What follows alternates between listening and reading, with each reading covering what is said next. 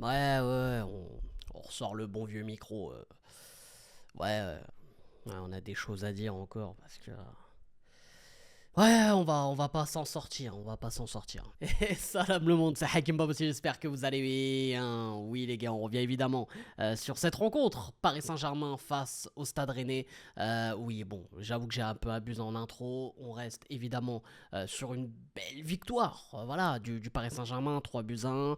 On reste surtout sur une équipe invaincue pour ce début de saison. Donc voilà, c'est ce qu'on va retenir. Ce qu'on va retenir aussi, les amis, avant de rentrer un peu plus en détail sur cette rencontre, les gars, c'est bien sûr cette première mi-temps qui a été bien aboutie, avec évidemment voilà, ce score de 3-0, même un peu plus, voilà, on va dire en deuxième mi-temps, hein, avec ce deuxième but de Barcola à la 68e. On s'est dit que voilà, on allait terminer la rencontre voilà, correctement et qu'on allait pouvoir se concentrer sur ce match face à Arsenal, puisque évidemment c'est le prochain match pour le Paris Saint-Germain. Et les gars, bon, voilà, on va en reparler évidemment un peu plus en détail, mais les gars, n'hésitez pas, comme d'habitude, à lâcher un maximum de likes et surtout à vous abonner en activant cette fucking cloche, super important, et réagissez en commentaire, donnez-moi vos tops, vos flops, ce que vous en avez pensé tout simplement de cette rencontre, les Parisiens, ou alors même les Rennais, s'il y a des Rennais évidemment. Voilà, on va revenir évidemment sur toute cette rencontre, et je vous attends, bien sûr, juste sous la vidéo. N'hésitez pas aussi à aller me follow sur Twitch, les gars, parce qu'en ce moment, on bombarde les lives sur FC25, les gars. FC25 est sorti, donc on bombarde ça. On va remettre les clubs pro, on va faire de l'Ultimate Team. On est déjà en mode carrière. Enfin bref, tu connais. Les amis, ce match, Paris Saint-Germain-Rennes, déjà, je vais commencer directement, comme d'hab, avec la compo d'équipe. Quand je vois la compo d'équipe, les gars, bah encore une fois, hein, bah, déjà, je vois Beraldo arrière gauche. Bah, je te cache pas que j'ai eu l'œil. Tu vois, j'ai l'œil. Il a bugué, tu vois. C'est l'œil qui saute comme ça. Tu sais, si t'as l'œil qui saute comme ça, c'est de la fatigue. Ou alors, c'est quand tu vois Beraldo titulaire arrière gauche. Voilà.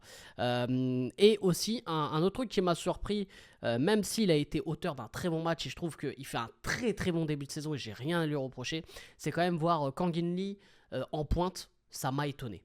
Ça m'a fortement étonné. Et bah là, je me dis, ok, Louis, t'es là à nous dire depuis le début de la saison, oui, j'ai besoin de personne d'autre, oui, tout va bien, on a l'effectif qu'il faut, on a plus de neuf, on n'a même pas un faux neuf, et on joue ce match sans numéro 9. C'est-à-dire, il n'y a même pas un faux neuf.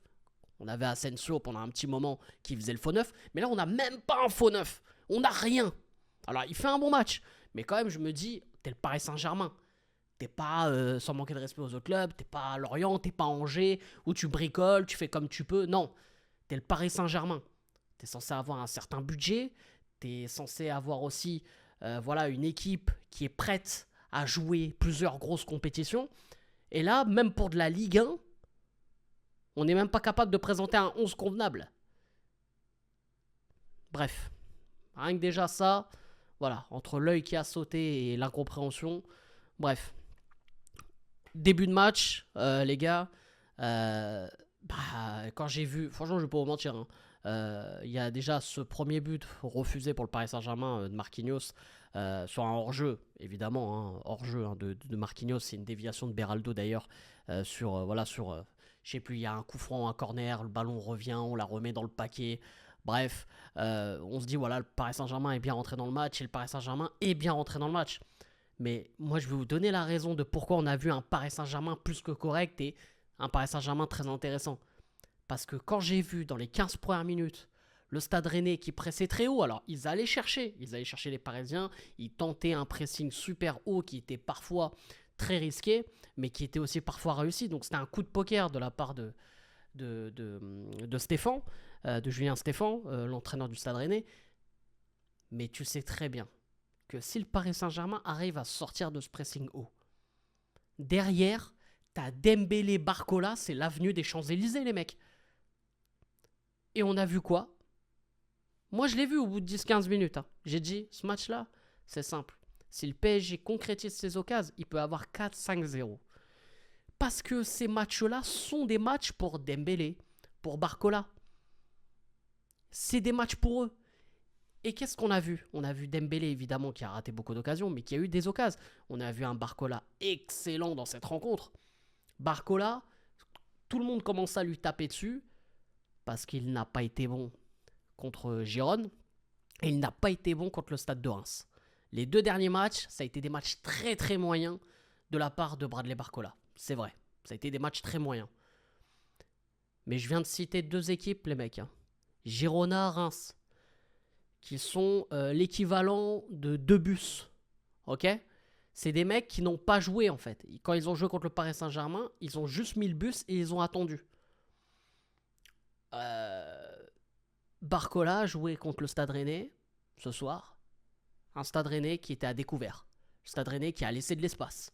Qui n'avait pas de plan anti-Barcola, tout ça. Et là, comme par hasard, ça fonctionne. Alors, Bradley Barcola, il est, on va dire, il existe depuis 3 ans. Pour moi, il existe depuis 3 ans, tu vois. Il fait sa 2e saison avec le Paris Saint-Germain. Il est sorti de nulle part un peu avec l'OL. Mais pour son début de carrière, Barcola, ce qu'il fait, c'est bien. Hein. Mais pour le moment, il n'a que le profil du mec qui utilise les espaces. C'est-à-dire que pour l'instant, il n'est pas encore dans ce style de débloquer des situations quand il y a un bus. Il n'a pas encore ce truc-là. Pour moi, il ne l'a pas encore. Ousmane Dembélé, j'en parle même pas. On l'a toujours connu comme ça et ça ne changera pas. Voilà, Ousmane Dembélé, quand tu as un bus, c'est compliqué pour lui. De temps en temps, il a un peu un coup de chance. Mais c'est le genre de profil aussi, il a besoin d'espace. Il a besoin aussi de soutien, comme un Hakimi qui l'accompagne et tout. Mais là, il n'a même pas eu besoin de ça. Il y avait tellement d'espace qu'il allait tout seul. Et bon, on va parler d'Ousmane Dembélé, les gars. Il va falloir qu'on en parle. Bon, évidemment, il y a eu... si on doit parler des buts, le premier but de Barcola, les gars, avant de parler de Dembélé, mais comme ça fera un contraste entre Dembélé et Barcola. Mais le but que Barcola met, quand il arrive en pleine course, les amis, comme ça, et qui fait ce petit intérieur, on va dire, pour les puristes, à la Titi, à la Thierry Henry, le mec, il est décontracté, quoi. On dirait qu'il y a un peu de nonchalance, tu vois, dans ce truc-là. Mais c'est efficace.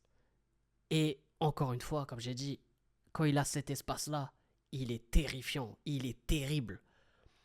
Et quand tu vois quelques minutes avant, Dembélé, qui, sur une action similaire, mais de l'autre côté, va tirer dans le petit filet au lieu de faire la passe à Hakimi, il tire comme un gamin de 18 ans, tu sais, qui est stressé, qui a l'enjeu de, tu sais, et qui a l'envie aussi de bien faire, et qui fait n'importe quoi. Dembélé, il a 27 ans, les frères. Barcola, il a quoi? Il a 20 ans, il a 19 ans, et t'as l'impression que c'est l'inverse. Comment Barcola marque, t'as l'impression que c'est l'inverse. C'est pour ça que moi, Ousmane Dembélé, évidemment que...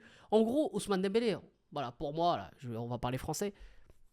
Si, dans le foot, il n'y avait pas de cage, donc si on marquait pas, Dembélé, c'est le meilleur joueur de tous les temps. Je vous le dis, comme ça, il n'y a pas de... Dembélé, c'est le meilleur joueur de tous les temps. Malheureusement, il faut marquer. Donc Dembélé, voilà, c'est ça son problème. Il a un traumatisme alors qu'il fait un bon début de saison en termes de stats. Mais t'imagines s'il concrétise au moins une action sur 2? C'est un monstre, le mec. C'est un monstre. Parce qu'aujourd'hui, il faut parler des stats. Maintenant, on est dans un monde où il faut parler de stats. Tu vois. C'est comme ça. Il fut un temps, si Zidane jouait aujourd'hui, Zidane serait un joueur lambda. Tu vois. Mais maintenant, il faut parler de stats. C'est stats. Tu deviens taré. Tu vois. Bah, Dembélé, voilà, il a des stats plus que corrects pour ce début de saison. Mais t'imagines là tout ce qu'il rate? Il rate trop. Il vendange trop. Et Dembélé, maintenant que Kylian Mbappé est parti, c'est à lui de mettre, pas autant de buts, mais au moins 50% des buts de Mbappé. Tu vois, je lui demande pas de mettre 40, 50 buts par saison, mais au moins 20. Tu vois, s'il te met les 20 buts par saison, il va rendre service au club. Toutes compétitions confondues, tu vois. Mais là, pour moi, il y a encore un problème avec Ousmane. Mais dans ce match, on l'a vu quand même. Voilà, c'était plus qu'intéressant d'ailleurs sur ce premier but. Ça vient de lui, parce que c'est lui qui récupère le ballon au milieu de terrain et Joao Neves fait le taf derrière. Et après, Barcola est bien servi. Mais honnêtement, Ousmane, il doit mettre plus. Donc du coup, oui, les gars, on est à la mi-temps, on est sur le score de 1 but à 0, évidemment pour le Paris Saint-Germain. Euh, mais il doit y avoir plus, quoi. Il doit y avoir plus. Il y a beaucoup trop d'occasions ratées, beaucoup de gâchis. Et ce que je me dis, surtout, je dis, mais le coach du Stade Rennais, là, Julien Stéphan, mais c'est un suicidaire, le mec. C'est un suicidaire. Vous avez vu tous les espaces qu'il y avait. Et il lâchait pas, hein. Et même début de deuxième mi-temps, c'est pareil. Moi, je me suis dit, peut-être il va attendre un petit peu. Non, non, c'était pareil. Allez hop, on lâche tout et on y va. Bon, évidemment, derrière, t'as encore un Barcola qui va te mettre une frappe incroyable. Bon, malheureusement pour lui, qui tombe sur le poteau. Mais malheureusement pour le Stade Rennais, Kanginli qui est là pour suivre. Tête, but, et Kanginli qui a fait une première mi-temps extraordinaire. En deuxième mi-temps, on l'a un peu moins vu. Mais une première mi-temps exceptionnelle, hein. Son rôle de... Voilà, pour moi, il était plus 10 que 9. Voilà. Même plus 10 que faux 9. 9,5 entre guillemets. Pour moi, il était vraiment 10, hein. Il était vraiment au cœur du jeu, tout simplement, du Paris Saint-Germain. On était dans un milieu à 4 en losange, pour moi, clairement. Et voilà, donc j'ai trouvé très, très intéressant. Et il met ce but. Et tant mieux pour lui. Et derrière, bah voilà, ça déroule, hein, avec ce doublé de Bradley Barcola. Voilà, Bradley Barcola. Comme j'ai dit, en fait, comme j'ai dit, c'est de la logique. C'est de la logique. Voilà, dès qu'il y a de l'espace, dès qu'il y a l'opportunité d'arriver lancé, voilà, ces joueurs-là arrivent à s'exprimer pleinement. Et c'est énormément de difficultés pour une défense comme Rennes. Alors, est-ce que Julien Stéphan, voilà, lui qui avait déjà fait un gros coup à l'époque avec Rennes en finale de Coupe de France, c'était il y a quelques années. Peut-être qu'il s'est vu trop beau, peut-être qu'il a eu le melon là-dessus, je sais pas, il était peut-être un peu trop sûr de lui. Mais face à lui, son homologue aussi était un peu trop sûr de lui. Parce que quand on a vu les changements qu'il a enchaînés derrière, les gars, les changements, c'est une mascarade. C'est une mascarade. Déjà, il fait des changements à 3-0, on se dit, bon, ok, tu fais les changements, pas de souci. Mais c'est là où tu vois le problème. Le mec, il a fait 3 changements. On est passé du Paris Saint-Germain au Paris FC, quoi. Tu vois, non mais tous mes respects au Paris FC, hein. Moi, je veux qu'il monte en Ligue 1. Mais tu vois ce que je veux dire, c'est il y a 2 univers, quoi. Donc on n'a pas d'effectif, en fait. Même pour faire tourner et gérer un score, on s'est chié dessus à la fin, les mecs. On s'est chié dessus. Littéralement, on s'est chié dessus. C'est pas normal. C'est pas normal, les mecs. C'est pas normal. On se prend un but. Penalty. On va parler de Beraldo maintenant. On va parler, allez. Moi, j'ai même envie de clore la vidéo sur 2 gars. On va d'abord parler de Beraldo. Sur sa main. Bon, ok, main à la con, on va me dire, voilà, ça aurait pu être à n'importe qui. Mais tout le match, il se fait laver à gauche. Il est nul, frère. Arrêtez, me parlez pas. Beraldo, c'est... Je sais pas, je comprends pas. Erreur de casting. Parce qu'il est brésilien, hein. Beraldo, je te dis, hein, Beraldo, il est marocain. Il est tunisien. Il est burkinabé. Frère, il signe jamais au Paris Saint-Germain, hein. Non, mais à un moment donné, il faut parler français, les mecs. Il est zéro, ce mec. Il est zéro. Mais rappelez Kurzawa, mettez Marcos Seara, vous le faites jouer arrière gauche, même si à l'époque il jouait arrière droit. Mais mettez quelqu'un d'autre, hein. Parce que moi, là, Nuno Mendes, il est blessé. Parce que, ouais, on a une liste de blessés, frère. Nous, en fait, on s'est transformé en Barcelone, frère. C'est le Barça Saint-Germain maintenant. Pas compris. Mais Nuno Mendes, parce qu'il a pas de doublure, hein. Vous allez pas me dire que c'est Beraldo la doublure. On n'a pas de doublure, nous. Beraldo arrière gauche. Il est zéro, frère. Il est zéro. Mettez, je sais pas, le mec qui joue en Youth League arrière gauche, là, des U19, vous le mettez titulaire, frère. Voilà, mettez titulaire l'arrière gauche des U19. Je préfère. Je préfère. Beraldo, il ne peut pas jouer arrière gauche. Il n'a pas les capacités pour jouer arrière gauche. Il ne peut pas. C'est impossible. Vous pouvez me dire ce que vous voulez, c'est impossible, les mecs. Pour moi, il ne peut pas jouer arrière gauche, ce mec-là. C'est une catastrophe. Une catastrophe. Après, je vais parler d'un autre gars aussi. Parce qu'on se prend ce but sur penalty, 3-1. Après, on tient le 3-1. Et même, il y a même un 3-2 qui est refusé. Et on a de la chance. Pareil, ça vient de qui? De Beraldo, hein, qui se fait avoir comme un bleu, là. Et le Rennais, il la retouche un peu de la main. Mais pour moi, je te jure, je peux donner le but, hein. Franchement, ce serait pas un scandale si l'arbitre avait 10 buts quand même, hein. Franchement, la main... Bon, bref.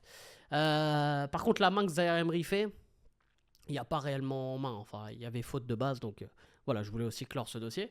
Mais ouais, en parlant de dossier, Safonov. Oh la vache. Safonov, pour moi, c'est un blanchiment d'argent. Non, pour moi, c'est un blanchiment d'argent, ce mec. Je suis désolé, on a eu des histoires en Russie, il a dû avoir un problème. Nasser, je sais pas, et il a dû peut-être faire une mauvaise soirée à Moscou. Il fallait se rattraper, blanchiment d'argent, tac. Je trouve pas, il n'y a pas d'autre moyen. Non, mais Safonov, faut arrêter. Faut arrêter. Le mec est pas capable de faire une bonne sortie. Il sait pas taper un ballon au pied. Et... Faut arrêter. Il rate sa sortie et il fait genre on l'a tapé. Tu l'as vu ça? Il fait genre il s'est pris un coup alors que on a tous la télé. Il se dit pas ouais il y a des ralentis. Lui il croit il joue au City de son quartier frère. Il est pas au courant qu'on voit. On regarde le ralenti, il sort tout seul dans le vide frère. Personne le tape, personne le touche. Oh là là là. Mais tu le vois dans ses yeux qu'il est même pas sûr de ce qu'il fait frère. Même lui il se dit mais je crois qu'ils vont remarquer que quand même je suis nul. Ben ouais frère, évidemment on l'a remarqué. Évidemment. Évidemment, t'es nul. Il fait, à un moment donné, bon, il fait un arrêt, hein. Mais comme disent les commentateurs, c'est un arrêt peu académique. Mais il est catastrophique, ouais. Il fait un arrêt, frère, mais on dirait un joueur qui devient gardien pour un match. Bref. Moi, j'ai pas envie d'en dire plus. Mention spéciale, donc comme j'ai dit, il m'a énervé. À Kangin Lee et surtout à Joao Neves, incroyable, qui pour l'instant remplace de fort belle manière Vitinha. Et j'espère que pour Arsenal, ça va le faire. Les gars, ce match face à Arsenal ce mardi, évidemment, vidéo réaction avec le padré. Voilà, et avec un débrief aussi qui suivra dans la foulée. En tout cas, les frérots, n'hésitez pas à lâcher un maximum de likes comme d'habitude et à vous abonner en activant cette fucking cloche. Et vous me dites en commentaire évidemment tout ce que vous en pensez, vos tops, vos flops, comme d'hab. Bref, ça se joue sous la vidéo. C'était pas possible. Je vous aime, je vous laisse. Et bien sûr, les frérots, ici c'est pareil.